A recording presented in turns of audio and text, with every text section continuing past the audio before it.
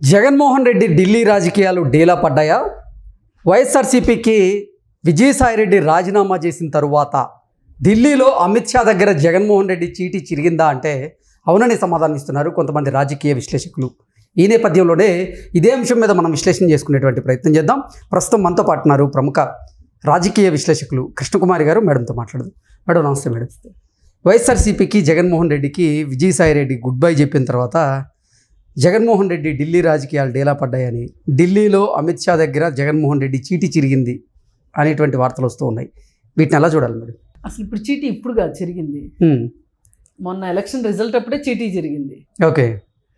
కాకపోతే ఏంటి అంటే విజయసాయిరెడ్డి దింపుడు కళ్ళం ఆశలాగా అక్కడ ఏదో కాస్త మేకప్ చేస్తూ ఉండేవాడు, హడావుడి చేస్తూ ఉండేవాడు తప్పితే ఏమీ కాదు. ఓకే. ఢిల్లీ వాళ్ళకి కావాల్సింది ఏంటి అంటే ఎవరి దగ్గర ఎంపీలు ఉన్నారు. ఈ మాట నేను అనట్లా. ఒకప్పుడు 2019 ఎలక్షన్స్ ముందు జగన్మోహన్ రెడ్డి అన్న మాటలను గుర్తు తెచ్చుకోండి. మీరు ఫుల్గా ఎంపీలను ఇవ్వండి, ఢిల్లీ మెడలో ఉంచుతాను అన్నాడు. మరి అప్పుడు ఇచ్చినా వంచలేదు. ఈయన మెడలో ఉంచారా? ఈయన మెడలో ఉంచారని తర్వాత మాట్లాడదాం. అప్పుడు ఇచ్చినా మెడలో ఉంచలేదు. ఇస్తేనే మెడలో ఉంచలేనప్పుడు ఇవ్వకపోతే ఇంకా మెడలో ఉంచేది ఏంటి? ఈక్వేషన్ అయిపోయింది కదా, ఇంకా ఆన్సర్ అక్కడే దొరికిపోతుంది మనకి. ఇవాళ కొత్తగా మాట్లాడుకోవాల్సిన అవసరం లేదు. అసలు వాళ్ళకి ఆ రోజు 11 సీట్లు వచ్చిన రోజున, ఆ ఎంపీలు వచ్చిన రోజునే వాళ్ళ చీటీ చిరిగిపోయింది. ఇంకా కొత్తగా చిరగటానికి కూడా ఏమీ లేదు. మిగిలింది ఏంటి అంటే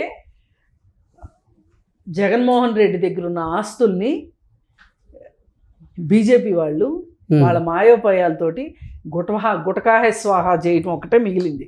ఓకే. వాళ్ళ ఆస్తులు స్వాధీనం చేసుకోవడమే మెలేట్ అంటారా? అంతే, అంతకుమించి ఇంకేమీ లేదు. అక్కడ స్టోరీ అంతా అయిపోయింది. స్టోరీ ఏదన్నా ఉంటే అసలు విజయసాయిరెడ్డి పార్టీ ఎందుకు మారుతాడు? చూశాడు చూశాడు చూశాడు చూశాడు దింపుడు కళ్ళం ఆశ కూడా అయిపోయింది. ఇంకెందుకు అక్కడ ఉన్న కొద్ది ఇంకా మసి పూసుకోవడం తప్పితే. అందుకని చెప్పి మారాడు. అసలు ఆ పార్టీ పని అయిపోయింది అని చెప్పించటానికి, ప్రజల్లోకి పంపించటానికే విజయసాయిరెడ్డితోటి బీజేపీ వాళ్ళు రాజీనామా చేయించిన ఆశ్చర్యపోకర్లా. ఓకే. అంటే విజయసాయిరెడ్డి ఒక్కడి వల్లే ఆ పార్టీ బలంగా ఉందని కాదు నా ఉద్దేశం.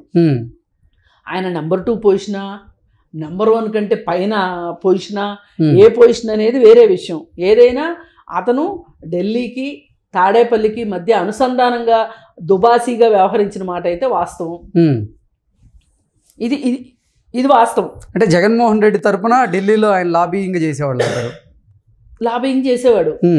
ఇప్పుడు అలాంటి వ్యక్తి కూడా పార్టీ మారాడు అంటే ఇంకేముంటుంది అక్కడ? లాబీ చేయడానికి ఏమీ లేదు. నీ డ్యూటీ అయిపోయింది బాబు, నువ్వు అంత శ్రమ పడక్కర్లేదు, తాడేపల్లికి నువ్వు ఢిల్లీకి తిరగక్కర్లేదు అని చెప్పి ఢిల్లీ వాళ్ళే ఇక నీ ఉద్యోగం అయిపోయింది బాబు కూర్చో అని చెప్పిన ఆశ్చర్యపోవక్కర్లా. పైగా విజయసాయిరెడ్డి రాజీనామా చేశాడు అని అంటే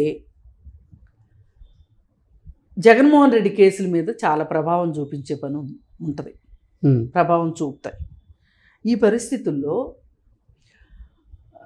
ఈనగాసి నక్కల పాలైనట్లు ఎన్నో కష్టాలు పడి, ఇప్పుడు అక్రమంగా సంపాదించడం కూడా అంత ఈజీ కాదు.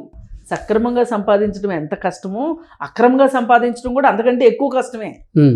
మనం ఏదో వీడికి ఊరకే వచ్చినాయి డబ్బులు, ఊరకే వచ్చినాయి అనుకుంటాం కానీ ఊరకేం రావు.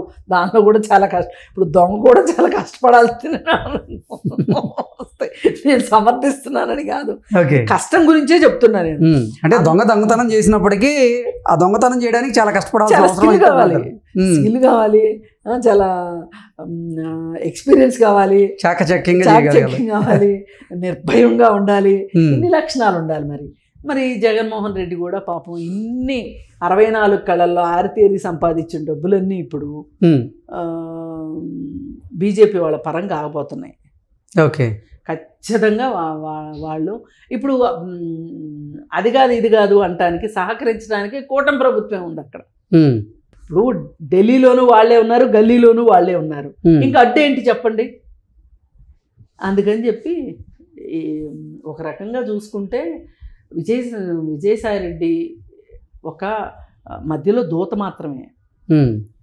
ఇక జగన్మోహన్ రెడ్డి ఇన్ని కష్టాలు పడి సంపాదించి ఆ డబ్బులు కాస్తి ఇట్లా అయినందుకు గాను ఆర్థిక నేరము, ఆర్థిక ఉగ్రవాదము ఏదో ఒక రోజు ఇలాగే జరుగుతుంది అని చెప్పటానికి 2004 సంవత్సరంలో జగన్మోహన్ రెడ్డి ఏంటి, 2024 సంవత్సరంలో జగన్మోహన్ రెడ్డి ఏంటి అంటే, ఈ 20 సంవత్సరాల కాలంలో వాళ్ళ నాన్న అధికారంలోకి వచ్చిన తర్వాత జగన్మోహన్ రెడ్డి ఆస్తులు సంపాదించే విషయంలో ఆర్థికంగా ఎక్కడికో వెళ్ళిపోయాడు, సంపాదించాడు. ఆ తర్వాత వాళ్ళ నాన్న చనిపోయిన తర్వాత కాంగ్రెస్ పెద్దల్ని ఢీకొట్టాడు, మడమ తిప్పని వీరుడు, అది ఇది గాడిద గుడ్డు, చాలా మాట్లాడుతున్నారు. అవన్నీ శుద్ధ అబద్ధాలు. కేవలం తన ఆస్తులు కాపాడుకోవటానికే అతను చాలా చాలా ఒక రకమైన గంభీరాన్ని ప్రదర్శించాడు. ఎందుకంటే ఇలాంటి వాళ్ళు ఏం చేస్తారంటే, నేను బలంగా ఉన్నాను అని సంకేతం ఇస్తే ఏదో ఒక పార్టీ చేర్చుకోవడానికి సిద్ధం అవుతుంది. ఏ పార్టీ లో చేరటానికి సిద్ధపడకపోతే, వాళ్ళు చేర్చుకోకపోతే, తన సొంత పార్టీ పెట్టడానికి జనాలను నమ్మించడానికైనా ఈ వాగాడంబరం పనికొస్తుంది. వైఎస్ఆర్సీపీ పార్టీ అలాగే పనికొచ్చింది. వైఎస్ఆర్సీపీ పార్టీ పెట్టడానికి ప్రాతిపదిక కోసమే కాంగ్రెస్ని ఎదిరించాడు అతను. అరే కాంగ్రెస్ని ఎదిరించాడు అంటే, ఇప్పుడు పోలీస్ ఆయన ఇంట్లోనే దొంగతనం చేశాడు అంటే ఆ దొంగకి ఎంతమంది భయపడతారు? అంతే కదా. మన బజార్లో పోలీస్ ఆయన ఇంట్లోనే దొంగలు పడ్డారు అంటే ఇక మన ఇంట్లోకి ఎందుకు పడరు దొంగలు అనే భయం ఉంటుంది కదా ఎవరికైనా. ఆ సిగ్నల్ ఇవ్వటం కోసమే అతను అంతా కాంగ్రెస్ మీద పోరాటం చేసినట్టు యాక్షన్ చేసి పార్టీ పెట్టాడు. పార్టీ పెట్టి పార్టీని నడిపాడు. దీనికే చాలామంది అదే సందర్భంలో రాష్ట్రం విడిపోవటం కూడా ఒక దురదృష్టకరమైన ఘటన. ఆంధ్రప్రదేశ్కి, తెలంగాణకు కాదు.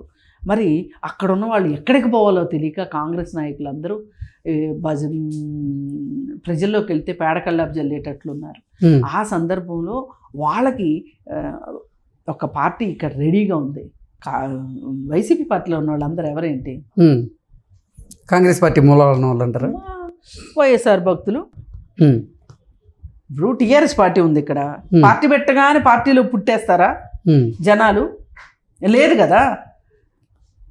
కాంగ్రెస్లో వాళ్ళు కొంతమంది, బీజేపీ వాళ్ళు కొంతమంది, కమ్యూనిస్టులు కొంతమంది, అందరూ కలిసి వచ్చి టీఆర్ఎస్లో చేరితే టీఆర్ఎస్ పార్టీ ఓ పెద్ద వటవృక్షం లాగా తయారైంది. మరి మూలాలు లేకపోతే ఏమవుతుంది? ఎప్పుడోసారి కూలిపోద్ది. అలాగే ఇప్పుడు వైసీపీ పార్టీ కూడా అంతే. ఇలాంటి పరిస్థితుల్లో వైసీపీ పార్టీకి ఎప్పుడో భూమి మీద నూకలు చెల్లిపోయినాయి. ఇప్పుడు ఈ 11 మంది కూడా తెలుగుదేశం వాళ్ళు, బీజేపీ వాళ్ళు, జనసేన వాళ్ళు డోర్లు తెరవడం ఆలస్యం, తలో దిక్కు పారిపోతారు. ఓకే. ఈ గుడ్ మార్నింగ్ స్టార్ లాంటి వాళ్ళు ఏదో బింకానికి మాట్లాడుతున్నారు కానీ ఎప్పుడోసారి జనాల్లో ఉండటానికి అలవాటు పడిన వాళ్ళు ఇంట్లో కూర్చోలేరు, వ్యాపారాలు చేసుకోలేరు, మళ్ళీ ఏదో ఒక పార్టీలో చేరతారు. ఇక అయిపోయింది స్టోరీ.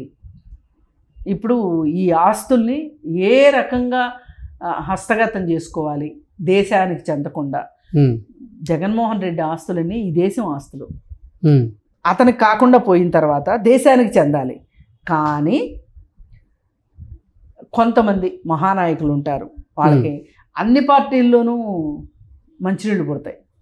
అలాంటి వాళ్ళు హస్తగతం చేసుకుంటారు. అలా అయిపోతుంది ఆ చరిత్ర. అలా ఆ శకం ముగిసిపోతుంది వైసీపీది. ఇంకొక 2 సంవత్సరాల్లో ఎక్కడ వాళ్ళు అక్కడ సర్దుకుంటారు. ఇప్పుడు రోజువారీ విచారణ గురించి చాలా హాట్గా జరుగుతుంది. ఇప్పుడు నిజంగానే రోజువారీ విచారణ వచ్చింది అనుకోండి, వస్తే ఏం జరుగుతుంది? ఇప్పుడు జగన్మోహన్ రెడ్డికి అంటే అక్రమాస్తుల కేసులో జగన్మోహన్ రెడ్డి బెయిల్ మీద బయట ఉన్న నేపథ్యంలో ఆ బెయిల్ రద్దు అయ్యేటువంటి అవకాశం ఉంటుంది, ఆయన జైలుకి వెళ్ళేటువంటి అవకాశం ఉంటుంది. ఒకటి ఫస్ట్ పాయింట్. అది కాకపోతే బెయిల్ రద్దు అవ్వకపోయినా కానీ ఆ ఉన్న 16 కేసుల్లో దానికి అనుబంధంగా ఇంకొన్ని కేసులు ఉన్నాయి. ఏ ఒక్క కేసులోనైనా సరే అతనికి శిక్ష పడింది అనుకోండి, బెయిల్ రద్దు అయిపోద్ది కదా. అవి కూడా అన్నీ ఎలా ఉన్నాయంటే ఆర్థిక నేరాలు నిరూపించడం కష్టమే, కానీ నిరూపిస్తే మటుకు ఎక్కువ కాలం శిక్ష పడే అవకాశం ఉంది. శిక్ష పడింది అనుకోండి, అతను రాజకీయాలకు పూర్తిగా అనర్హుడు. ఈ లోపు అతను ఏం చేయాలి? అతని ఆస్తులను అలవలసలవులకు అమ్ముకోవటమా, ఉమ్, లేకపోతే ఎట్లా బయటపడటం ఏంటి అనేది చూసుకుంటాడు. అందుకని విజయసాయి రెడ్డి వల్లనే ఇప్పుడు మొత్తం చీటీ చెరిగింది అనుకోవడం అంత సమంజసం అని నేను అనుకోవట్లా. చీటీ ఎప్పుడో చిరిగిందని మళ్ళీ మళ్ళీ నొక్కి వక్కాణిస్తున్నా. Okay madam, thank you so much. Thank you.